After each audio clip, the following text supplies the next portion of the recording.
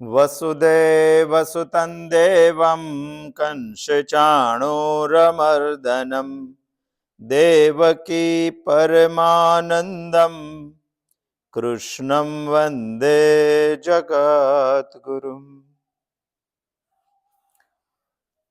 શ્રીમદ ભગવદ્ ગીતામાં અર્જુનનો પ્રશ્ન અને ભગવાનનો પ્રત્યુત્તર એ બાબતે આપણે ચિંતન કરીએ છીએ.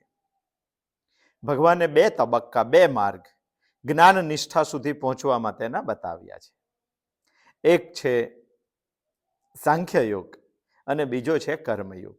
ઘણાને પ્રશ્ન થાય છે કે ભગવાને બે માર્ગ શા માટે બતાવ્યા? અર્જુનને થયું છે દુઃખ, અર્જુન છે વિષાદમાં, અને ભગવાન એને આત્મા અનાત્માની વાત શા માટે કરે છે? અહીંયા માનસ શાસ્ત્રની દ્રષ્ટિએ થોડુંક વિચારવું જોઈએ. કોઈ પણ માણસ દુઃખી હોય, ટેન્શનમાં હોય, ચિંતામાં હોય, વિષાદમાં હોય, તો સૌથી પહેલા તેને કોઈ પણ કામ સોંપી ના શકાય, એને કાર્યપ્રણવ કરી ના શકાય. એને કાર્યપ્રવણ કરવા માટે સૌથી પહેલા તો તેનું દુઃખ દૂર કરવું પડે. કોઈ માણસ બીમાર છે હોસ્પિટલમાં, અને તમે જઈને તેની ખબર પૂછવા કરતા, એની ચિંતા દૂર કરવા કરતા પહેલું જ એવું પૂછો કે આજે સર્વિસ જવાનું છે કે નહીં. અરે એને કામ સોંપવું જોઈએ કે એની દુઃખ બાબતે પહેલા પૂછવું છે? બસ અર્જુનનો આવો જ પ્રશ્ન છે. અર્જુન વિષાદમાં છે અને વિષાદને દૂર કરવા માટે પહેલું ભગવાન સમ્યક જ્ઞાન કહે છે, સાંખ્ય યોગ કહે છે, એના શોકના નિવારણ માટે. અને એક વખત શોક નિવારણ થઈ જાય પછી કાર્યપ્રવણ તો કરવો જ પડે, એને યુદ્ધાયકૃત નિશ્ચય તો કહેવું જ પડે. અને એટલા માટે ભગવાન પછી તરત એને કર્મયોગ કહે છે, કાર્યપ્રવણ કરવા માટે. શોક નિવારણ માટે સમ્યક જ્ઞાન અને કાર્યપ્રવણ માટે કર્મયોગ. આ બે વાતો ભગવાન કરે છે અર્જુનને જ્ઞાન નિષ્ઠા સુધી પહોંચવા માટે. નિષ્ઠા એક જ છે.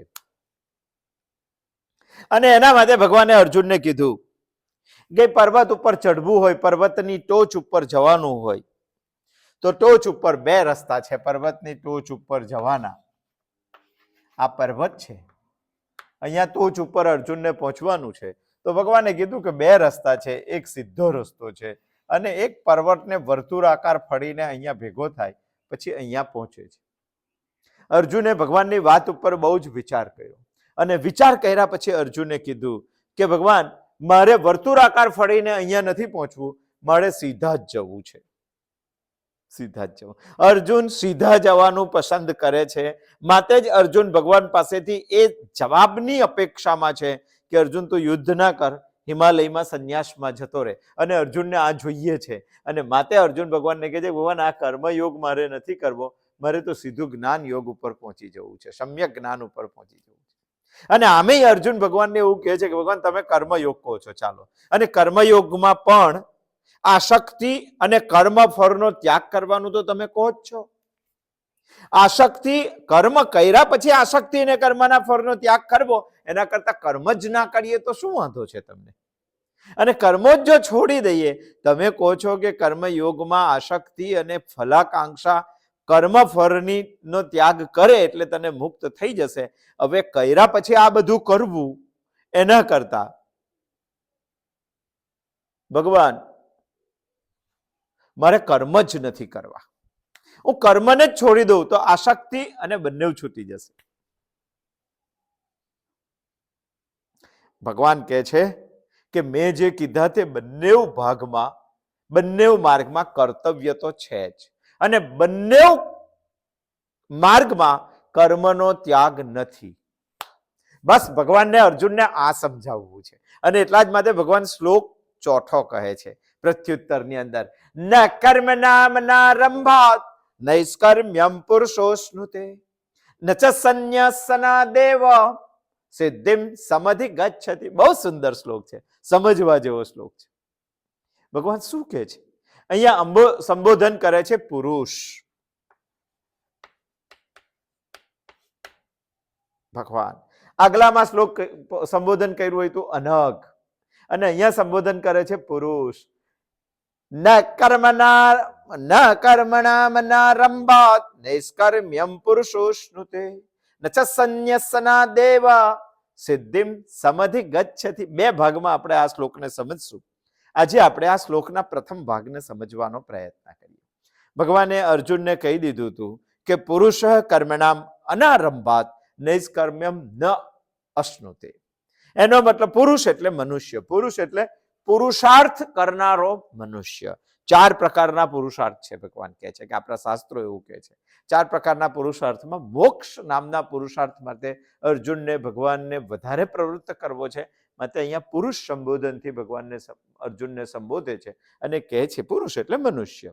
હે માનવ, હે મનુષ્ય, કર્મનામ અનારંભાત નૈષ્કર્મ્યમ ન અશ્નુતે. અશ્નુતે એટલે પ્રાપ્ત કરે છે, ન અશ્નુતે એટલે પ્રાપ્ત કરતો નથી.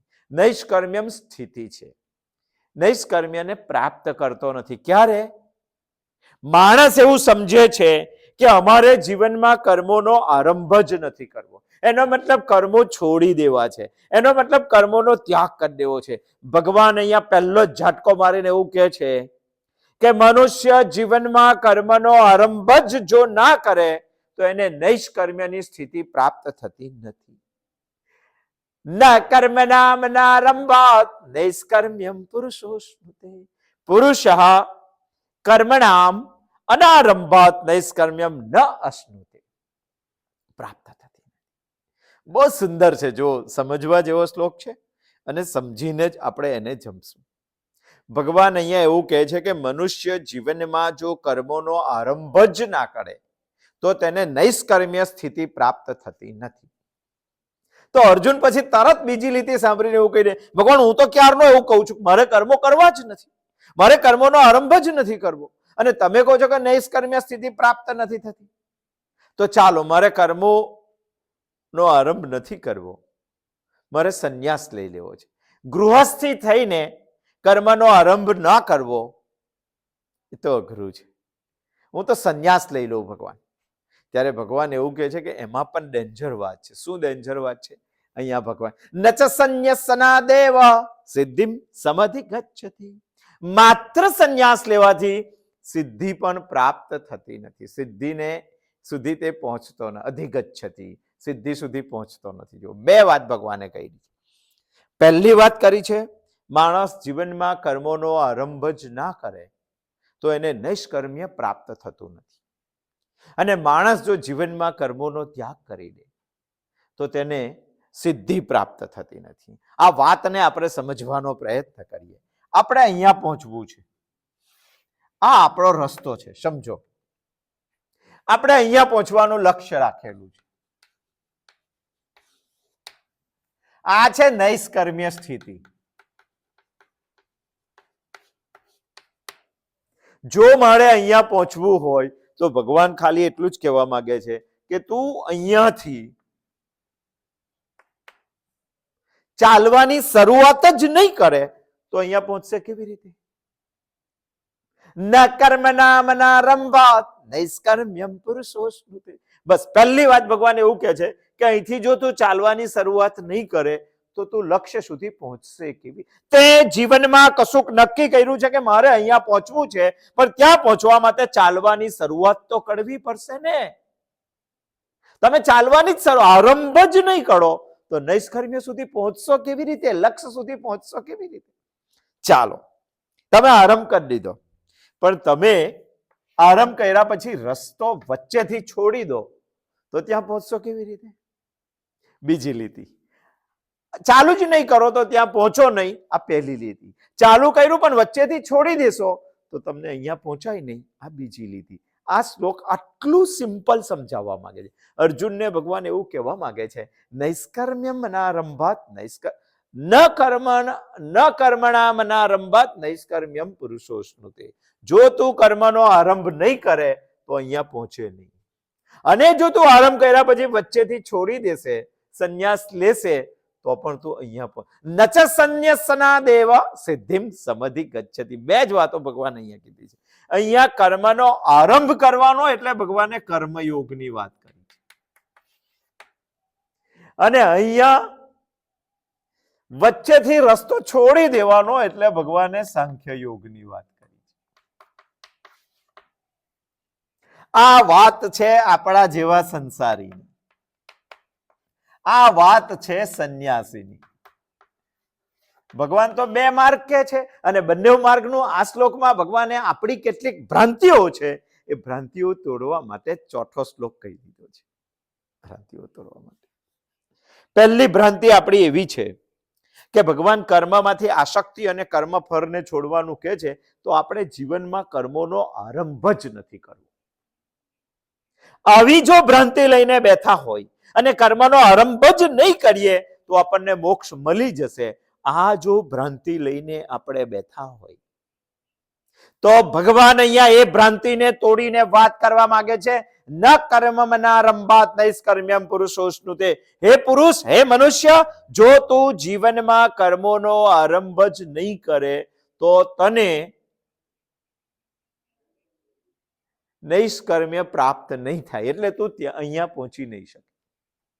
તો પછી શું સંન્યાસ લઈ લેવાનો?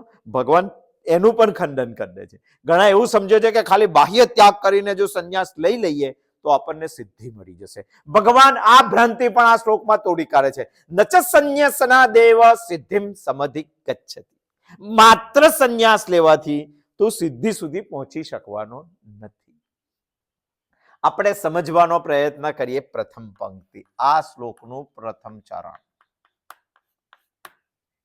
પ્રથમ ચરણ એવું કહે છે કે કર્મનો આરંભ નહીં કરો તો નૈષ્કર્મ્ય પ્રાપ્ત નહીં થાય. અચ્છા, આ વાત જો આપણે સમજવી હોય તો સૌથી પહેલા તો એ કરવું પડે કે જીવનમાં કર્મને રોકવું સંભવ છે ખરું?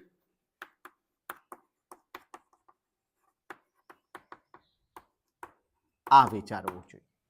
આરંભ જ નહીં કરવાનો. અરે શ્વાસ લેવું એ પણ કર્મ છે, કર્મ ન કરવું એ પણ કર્મ છે, આરસ કરવું એ પણ કર્મ છે, કર્મને છોડી દેવું આ પણ એક કર્મ જ છે. તો પછી કર્મને તમે રોકી કેવી રીતે શકો?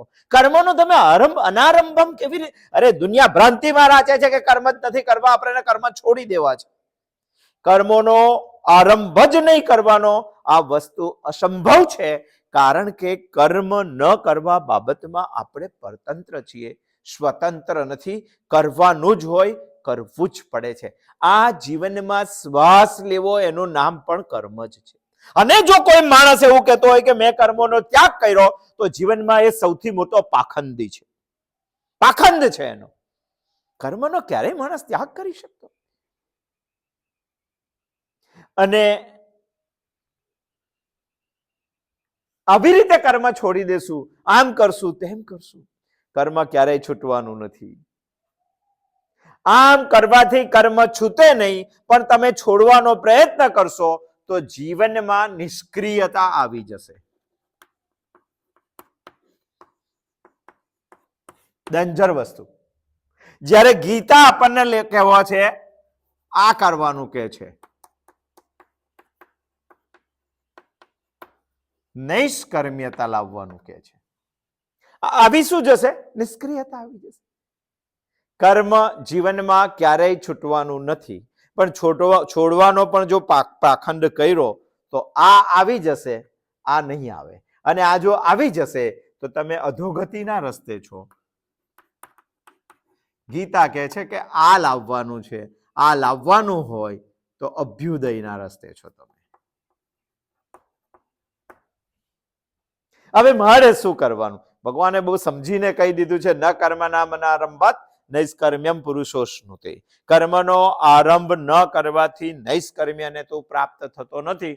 મારે તો આ જોઈએ છે. ભગવાને કીધું છે એ પ્રમાણે જો આને લાવવાનું હોય તો મારે સૌથી પહેલા આને સમજવું પડે. નૈષ્કર્મ્ય શું છે? નૈષ્કર્મ્યને બીજો પણ એક શબ્દ વાપરી શકાય, નિષ્કર્મ. બીજો પણ એક શબ્દ વાપરી શકાય, નિષ્કામતા. બધા પર્યાય શબ્દો છે એવું સમજો. હવે પ્રશ્ન અહીંયા એવો ઉભો થાય કે આમાં આ આવે કેવી રીતે? કર્મ છોડવાનું નહીં, નિષ્કામતા લાવવાની, નિષ્કર્મ થવાનું, નૈષ્કર્મ્યતા લાવવાની. અને નૈષ્કર્મ્યતા લાવવી હોય આ ના આવી જવી જોઈએ. આ આવી ગઈ તો સમજવાનું કર્મ છોડવાનો પાખંડ છે આપણો, એ અધોગતિ પર લઈ જશે. આ લાવવાનું છે. ભગવાને નૈષ્કર્મ્યની વાત કરી. ન કર્મના મનારંભાત નૈષ્કર્મ્યમ પુરુષોશ્નુતે. કર્મનો આરંભ જ નથી કરવો જીવનમાં, આવું ભ્રાંતિ લઈને જે બેઠા હશે એ જીવનમાં ક્યારેય આને પ્રાપ્ત નહીં કરી શકે. અને ભગવાન કહે છે કે આ પ્રાપ્ત કરવું છે. આ પ્રાપ્ત નૈષ્કર્મ્યતા ભાવ જીવનમાં આવે કેવી રીતે? નૈષ્કર્મ્યતાને સમજવા માટે જો વિચારતા હોય, કર્મમાં જે દિવસે કર્તાનો અભાવ, તે દિવસે નૈષ્કર્મ્યતા આવી ગઈ એવું સમજો. કર્મ થાય જ, કર્મ કરવાનું જ છે. કર્મ અટકાવવા માટે આપણે સ્વતંત્ર છે જ નહીં, આપણે પરતંત્ર છીએ. તો કર્મ થતું હોય તો કઈ ટેકનિકથી કરું કે જેમાં મને નિષ્કર્મતા પ્રાપ્ત થાય, નિષ્કર્મ્યતા પ્રાપ્ત થાય. ભગવાન કહે છે એ પ્રમાણે જે દિવસે તમારા કર્મમાં કર્તાને તમે માઇનસ કરશો, કર્તા ભાવને તમે કાઢી નાખશો, કર્તા ભાવનો જે દિવસે તમારામાંથી અભાવ થઈ જશે, તે દિવસે તમારું કર્મ નિષ્કર્મ બની જશે. નિષ્ક્રિયતા નહીં, નિષ્કર્મ બની જશે, નિષ્કર્મ્ય બની જશે. કર્તાનો અભાવ એટલે શું? આ કામ હું કરું છું, આ ભાવને માઇનસ કરી દેવાનું. એનું નામ છે નૈષ્કર્મ્યતા. કર્મ તો રહે જ છે, એમાંથી માત્ર કર્તા માઇનસ થઈ જાય છે. અને આવું જે કર્મ છે એને નૈષ્કર્મ્ય કહેવાય છે. મેં આવું કોઈ કર્મ કર્યું છે? આપણા દરેક કર્મમાં કર્તા ભાવ છે. હું કરું છું, મેં કર્યું છે, મારાથી જ થાય, બીજો કોઈ કરી ના શકે. આ કર્તા ભાવ સામેલ છે. જે દિવસે તમને ભગવાને બતાવેલી આ એક યુક્તિ મગજમાં આવી ગઈ કે મારે જિંદગીમાં કર્મો કરવાના જ છે, પણ કર્મોમાંથી કર્તા ભાવને માઇનસ કરી દો. અને જે દિવસે જિંદગીમાં તમે કર્મમાંથી કર્તા ભાવને માઇનસ કરશો, એ દિવસે કર્તા તરીકે ભગવાન પરમાત્મા પરમેશ્વર ત્યાં સ્થાન લેશે, ઈશ્વર. અને જે દિવસે તમારા કર્મમાં ઈશ્વરે સ્થાન લીધું, એ દિવસે સમજવું એ કર્મ નૈષ્કર્મ્ય છે. આ ટેકનિક જ બતાવે છે ભગવાન કર્મયોગની, આપણને નૈષ્કર્મ્ય શબ્દ વાપરીને. કર્મમાંથી જ્યારે મારો અહંકાર ભાવનો ત્યાગ થઈ જાય, તે દિવસે નૈષ્કર્મ્ય બની જાય. અને જે દિવસે કર્મમાંથી અહંકાર ભાવનો ત્યાગ નહીં થાય, કર્તા ભાવનો ત્યાગ નહીં થાય, તે દિવસે કર્મ છોડવું આ પણ એક કર્મ જ છે. કર્મનો ત્યાગ કરવો આ પણ એક કર્મ જ છે. કર્મથી ભાગી જવું આ પણ એક કર્મ જ છે. તો કર્મથી છૂટશો કેવી? બહુ જ શાંતિથી વિચાર કરવા જેવો વાત છે. એક અઠવાડિયા સુધી ભગવાને અહીંયા ભ્રાંતિ તોડી નાખી. આપણામાં એક ભ્રાંતિ છે કે કર્મને આરંભ જ નથી કરવો જીવનમાં, તો આપણે મુક્ત થઈ જશું, નૈષ્કર્મ્યને પ્રાપ્ત કરશું. ભગવાન અહીંયા ભ્રાંતિ તોડી નાખી કે કર્મનો જો આરંભ નહીં કરો તો તમને નૈષ્કર્મ્યતા નહીં મળે. એનો મતલબ કર્મ તો કરવું જ પડશે, કારણ કે કર્મથી છૂટાવાનું નથી. જીવન સાથ શ્વાસ લેવો એ પણ એક કર્મ જ છે, તો છોડશું. અહીંયા ભગવાને એક ટેકનિક બતાવી કે નૈષ્કર્મ્યતા જો પ્રાપ્ત કરવી હોય તો કર્મમાંથી કર્તા ભાવને માઇનસ કરવાનો, અહંકાર ભાવને માઇનસ કરવાનો, ઈશ્વરના ભાવને બેસાડવાનો. અને જે દિવસે આવું થયું, તે દિવસે તમે 1000 કર્મો કરશો તો પણ એક પણ કર્મ તમને બંધનમાં નહીં નાખે, તમે બંધાવ નહીં. કર્મથી જ તમે મુક્ત થઈ જશો. કેટલી સુંદર ટેકનિક યુક્તિ ભગવાને બતાવી છે આપણને. અને જો કર્તા ભાવ મુક્ત નહીં કરો અને કર્મને માઇનસ કરવાની કોશિશ કરી, તો તમે આળસુ બની જશો, નિષ્ક્રિયતા આવી જશે, નૈષ્કર્મ્ય નહીં આવે, અધોગતિ થઈ જશે. મારે કર્મને બાદ નથી કરવાનું, કર્મનો તો આરંભ જ કરવાનો, પણ તેમાંથી કર્તા ભાવને કાઢી નાખવાનું છે. તો જ. અને જો કર્તા ભાવને ના કરું અને કર્મ કરું તો કર્મનો ત્યાગ કરવો આ પણ એક કર્મ જ છે ને મને ચીપકશે. કર્મને છોડી દેવું આ પણ એક કર્મ જ છે ને મને ચીપકશે. કર્મથી ભાગી જવું આ પણ એક કર્મ જ છે અને તે મને ચિતકશે. મને નૈષ્કર્મ્યતા પ્રાપ્ત નહીં થાય, મારાથી અધોગતિમાં જતું રહેવાશે. એટલે ભગવાને કીધું છે કે નૈષ્કર્મ્યતાને તો જ પ્રાપ્ત થવાશે જીવનમાં કર્મોનો સમજીને આરંભ કરશો તો. મનારંભાત અનારંભાત ક્યારેય નૈષ્કર્મ્યતા પ્રાપ્ત નહીં થાય. નૈષ્કર્મ્યતા નો અર્થ જો કહો તો નિષ્કર્મ. બીજો પણ અર્થ એનો કરી શકાય, કર્મ શૂન્યતા. ઓહો, આપણે સમજીએ છીએ કે કર્મ શૂન્યતા એટલે એમાં એક પણ કર્મ જ ના હોય, બિલકુલ કર્મો થતા જ ના હોય. આવી સ્થિતિને નૈષ્કર્મ્યતા કહેવાય છે. તમે કહેશો કે આ ગપ્પા શું મારો છો? હમણાં તો ભગવાને કીધું કે અનારંભાત કર્મણા મનારંભાત નૈષ્કર્મ્યમ પુરુષોષ. આરંભ તો કરવાનો જ છે, અને પછી કર્મ વગરની સ્થિતિ એટલે કર્મ શૂન્યતા નૈષ્કર્મ્યતા આપણે પ્રાપ્ત કેવી રીતે કરી શકીએ? અહીંયા બિલકુલ કર્મો જ થતા નથી, એનો મતલબ કર્મ શૂન્યતા આવે છે, નૈષ્કર્મ્યતા આવે છે. કર્મ કરીને પણ એ ક્યારે આવે? જ્યારે જીવનમાંથી અપૂર્ણતા જાય ત્યારે નૈષ્કર્મ્યતા આવે. જો બહુ સમજવા જેવો વાત છે. જીવનમાંથી અપૂર્ણતા જાય, માઇનસ થઈ જાય, અપૂર્ણતા, કોઈ કમી જ નથી જીવનમાં, તો કામ કરવાની કામના ક્યાંથી આવવાની છે તમને? તમારે કામ કરવાનું, ભગવાનને વચ્ચે બેસાડીને અહંકારને માઇનસ કરવાનો. અપૂર્ણતા જવી જોઈએ. અપૂર્ણતા જાય ક્યારે? અપૂર્ણતા ત્યારે જ જાય જ્યારે કોઈ પૂર્ણનો સંઘાત થઈ જાય ત્યારે. પૂર્ણ કોણ છે? ઓમ પૂર્ણમદ પૂર્ણમિદં. આ જગતમાં, દુનિયામાં આત્મ સ્વરૂપ, પરમાત્મા સ્વરૂપ પૂર્ણત્વ છે, એનો સાથ થઈ જવો જોઈએ. એ પૂર્ણત્વ છે અને ક્રિયા રહિત છે, અકર્તા છે, એ કશું જ કરતા નથી. જે દિવસે મને ક્રિયા રહિત આત્મ સ્વરૂપની જ્ઞાનમાં સ્થિતિ થઈ જાય તે દિવસે નૈષ્કર્મ્યતા મારા ઘરે આવી જાય. કર્મ કરવા, અપૂર્ણતા કાઢવાની. અપૂર્ણતા ક્યારે કાઢે? પૂર્ણનો સંગ થઈ જાય ત્યારે. પૂર્ણ કોણ છે? આત્મતત્વ. પણ આત્મતત્વ અકારતા છે, એ કશું જ કરતા નહીં, કર્મ રહિત છે. અને આ કર્મ રહિત આત્મતત્વ હું છું, જે દિવસે તમને આવા જ્ઞાનમાં સ્થિતિ થઈ જાય તે દિવસે તમારા જીવનમાંથી કર્મો કરો છો છતાં પણ નૈષ્કર્મ્યતા આવી જાય.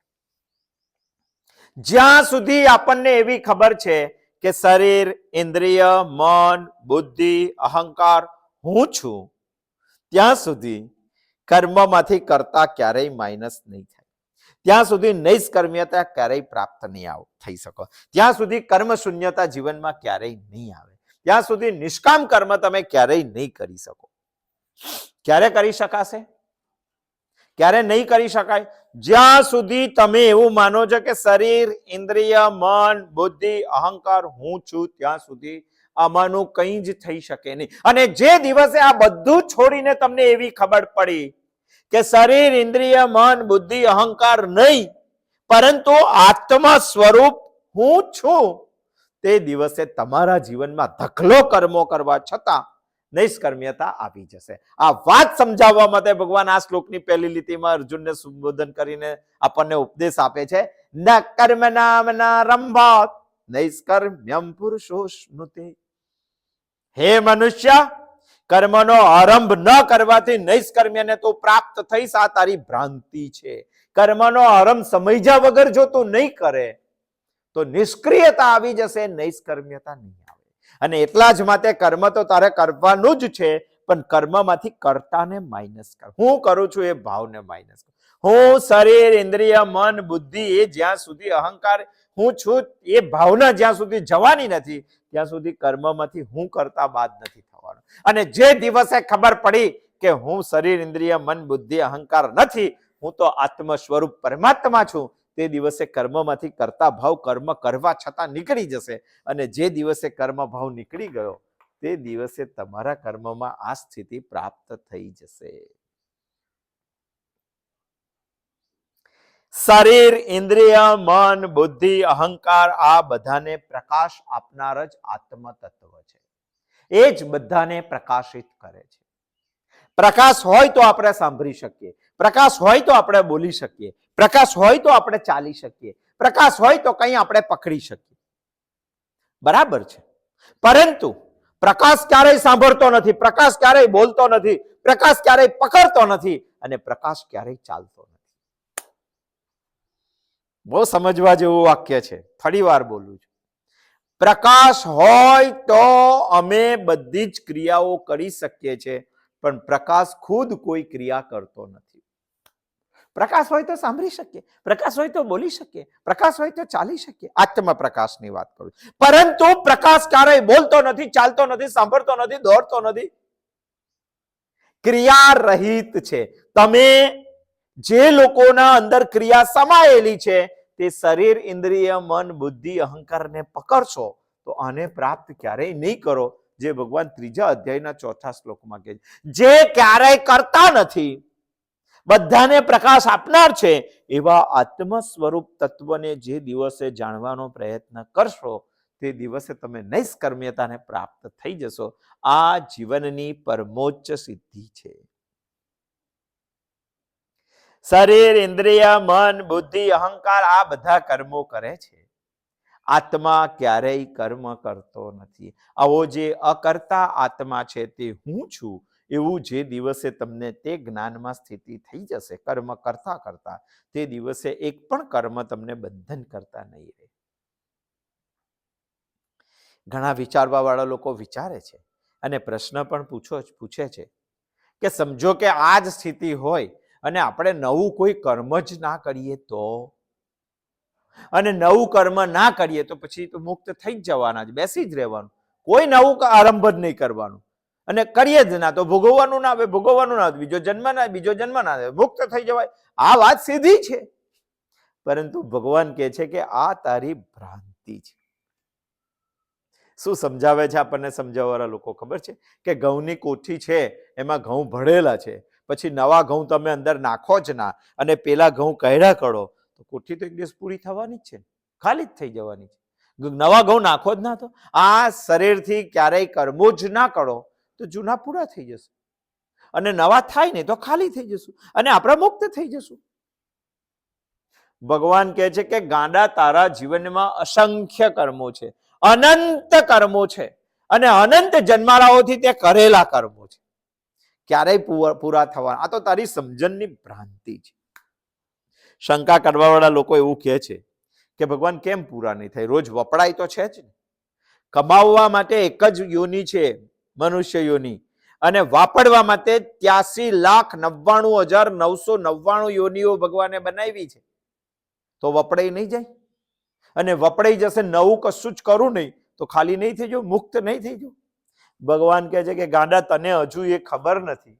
નવું એક કર્મ આ દુનિયામાં કરવા માટે બીજા 100 કર્મો સાથે તો બંધાઈ જાય.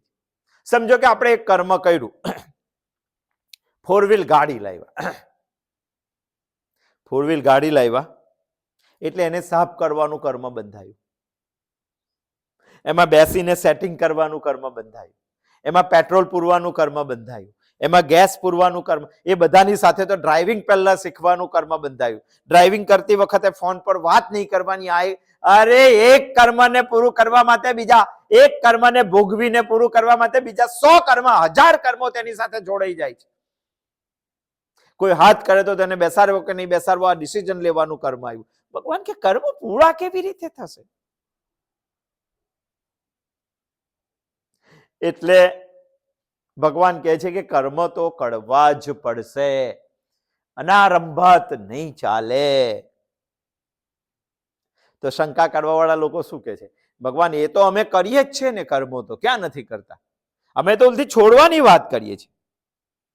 ભગવાન કહે છે કે તારા બધા જ કર્મો તું કરે છે, પણ એ કર્મો નૈષ્કર્મ્યતા ઉપર નથી પહોંચતા, અને નૈષ્કર્મ્યતા ઉપર નથી પહોંચતા માટે તું બંધનમાં પડે છે. સાંભળવા વાળો માણસ તો આ સાંભળીને એવું કહે કે ભગવાન તમે અમને પણ કઈ મૂંઝવતા હોય એવું લાગે છે. આ તો અમે વરસાદથી આ તો અમે કપડાં ભીંજાયેલા છે, ભીંજાયેલા કપડાં મારે સુકવવા છે, અને તમે એવી સલાહ આપો છો કે વરસાદમાં જઈને સૂકવી આવજા. ભીંજાયેલા કપડાં વરસાદમાં વધારે ભીંજાય, કઈ સુકાતા હશે? કર્મ છોડીને તો મુક્ત થવાનું છે, તમે પાછા મને કર્મ કરવાનું જ કહો છો. અગ્નિ પ્રગટાવીને તાપ લાવીને તો કપડાં સુકવવાના છે, અને તમે પાછા મને વરસાદમાં જવાનું કહો છો. માણસ ભગવાનને આવી સલાહ આપે છે. ભગવાન શું કહે છે કે દુનિયામાં અંતઃકરણને શુદ્ધ કરવા માટે કર્મ સિવાય બીજો કોઈ રસ્તો નથી.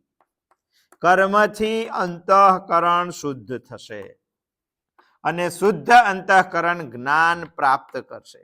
અને જ્ઞાન પ્રાપ્ત કર્યા પછી એ મનુષ્યનું શરીર, મનુષ્યનો લિંગ દેહ આત્મ સ્થિતિને પ્રાપ્ત કરશે. અહીં સુધી પહોંચવું છે તો અહીંથી જ શરૂઆત કરવી પડે. બીજો કોઈ દુનિયામાં રસ્તો નથી. ભગવાને બહુ શોર્ટકટ કર્મયોગમાં આપણને આવી રીતે સમજાવી. ડાયરેક્ટ જ્ઞાન યોગ પર પણ કોઈ પહોંચી શકતો નથી. એના માટે તો 3-4 વિકલ્પો આપણે ગયા ચિંતનમાં જોયા હતા. એ સિવાય જો હોય તો આ સિવાય દુનિયામાં બીજો કોઈ રસ્તો જ નથી. કર્મો કરવા પડશે, કર્મોને સમજવા પડશે. સમજશું અને એ ટેકનિકે ભગવાને કીધી તે ટેકનિકથી કર્મો કરશું તો અંતઃકરણ શુદ્ધ થશે. અંતઃકરણ શુદ્ધ થશે તો આત્મજ્ઞાનને પકડી શકશે. એક વખત આત્મજ્ઞાનને પકડી લીધું તો આત્મજ્ઞાનમાં સ્થિતિ થઈ જશે અને સ્થિતિ થઈ ગઈ તો હું આત્મજ્ઞાનને પ્રાપ્ત કરી લીધું એવું સમજવાનું. એના વગર દુનિયામાં કોઈ બીજો રસ્તો નથી. કર્મ તમારું નૈષ્કર્મ્ય બનશે તો કોઈ જાતનો ઉત્પાત નહીં રહે, કોઈ જાતની ચિંતા નહીં રહે, કોઈ જાતનો સંતાપ નહીં રહે, કોઈ જાતની મહત્વાકાંક્ષા નહીં રહે. સફળતાને નિષ્ફળતામાં દુઃખી થવાનો કે સુખી થવાનો કોઈ જાતનો રોગ નહીં રહે. એટલા જ માટે કર્મ નામનું કર્મ ખીલશે, આનંદ આવશે અને વજન નહીં લાગે. આને જ કહેવાય છે કર્મમાં કરતા રહિતતા કરવી અને પરમાત્માને સ્થાપિત કરવા. એટલે ભગવાન અર્જુનને કહે છે કે અર્જુન યુદ્ધકાર, મગર યુદ્ધ કરતા કરતા હું કરું છું તે વાત તું છોડી દે. તારે માત્ર નિમિત્ત બનવાનું છે. બાકી આ બધાને તો કાંદા બટાકાની માફક હું એકલો કાપી નાખીશ. હું કરું છું એ ભાવ જો તું છોડી દેશે તો યુદ્ધ પણ તારું નૈષ્કર્મ્ય બની જશે. પણ હું કરું છું એ ભાવથી જો તું યુદ્ધ કરશે તો સંન્યાસ પણ તારો અધોગતિ પર લઈ જશે. બહુ સ્પષ્ટ કહે છે. ધ્યાન દઈને સાંભળજો, વિચારજો એક અઠવાડિયા સુધી. ભગવાન અર્જુનને એ કહેવા માંગે છે કે કર્મ તો તારે કરવું જ પડશે. એના વગર તો છૂટી શકવાનો નથી. આરંભ જ નથી કરવો એ ભ્રાંતિ તું કાઢી નાખ અને તો તને નૈષ્કર્મ્યને પ્રાપ્ત નહીં થાય. તો યુદ્ધ જ કર, આ તારું કર્મ છે. અને યુદ્ધ કરતા કર્મમાં પણ હું કરું છું એ ભાવનાનો જો તું ત્યાગ કરી દેશે તો યુદ્ધ કરું કર્મ પણ તને મુક્તિ અપાવી શકશે. એ નૈષ્કર્મ્ય થઈ જશે. પરંતુ તું યુદ્ધ નહીં કરે અને સંન્યાસ લેશે અને સંન્યાસમાં પણ હું કરું છું એ ભાવના જો તું રાખશે તો સંન્યાસ પણ તને બંધનમાં નાખશે. એનાથી પણ તું સિદ્ધિને પ્રાપ્ત થવાનો નથી. આ સીધી સાદી સિમ્પલ વાત ભગવાન અર્જુનને કરવા માંગે છે. એક નદી કિનારે તમે ઉભા છો. એક માણસ નાવડીમાં બેસીને નદીના પેલા કિનારે પહોંચી ગયો છે. તમે જ્યાં ઉભો છો ત્યાં સૂકું રણ છે અને સામેના કિનારે ફરફરાદીના લચી રહેલા એકદમ બગીચાઓ છે. પેલો માણસ ત્યાં ઉભેલો છે. તમે અહીંયાથી જોયું કે આ માણસ તો નદી કિનારે ઉભેલો છે, હું પણ ઉભો રહું. આ માણસ તો હોડીમાં બેસતો નથી તો મારે પણ હોડીમાં નથી બેસવું.